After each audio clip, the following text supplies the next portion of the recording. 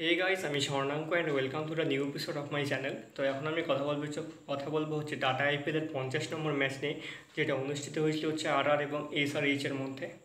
তো এখানে প্রথমে ব্যাট করতে নেমেছিল হচ্ছে এসআরএইচ মানে হায়দ্রাবাদ। তারা 201 রান করে 3 উইকেটে 20 ওভার পুরোটা খেলেছিল, কিন্তু যে এই রানটা শেষ করে ফেলবে তারা ভাবতেই পারেনি। এসআরএইচের ক্ষেত্রে হেড 58 রান, নীতিশ 74 রান এবং ক্লাসেন 42 রানের তিনটা খুব দারুণ ইনিংস খেলেছিল। আডার ক্ষেত্রে জয়সওয়াল 67 রান করেছিল, জস বাটলার 0, স্যামসন 0। এরা দুজন 0 রান করে, দুজনেই দুটো ডাক। কিন্তু তারপরে রিয়ান আবার 77 রান করে। এইভাবে তারা খুব সুন্দর করে ম্যাচটাকে কিন্তু তুলে ফেলেছিল, কিন্তু শেষ পর্যন্ত তারা এইভাবে হারবে সেটা তারা ভাবতেই পারেনি।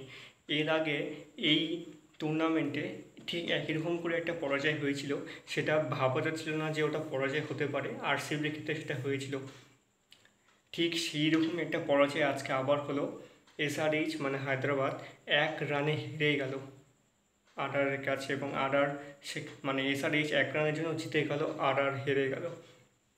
একটা বীভৎস টান উত্তেজনা শেষ পর্যন্ত কাজ করছিল।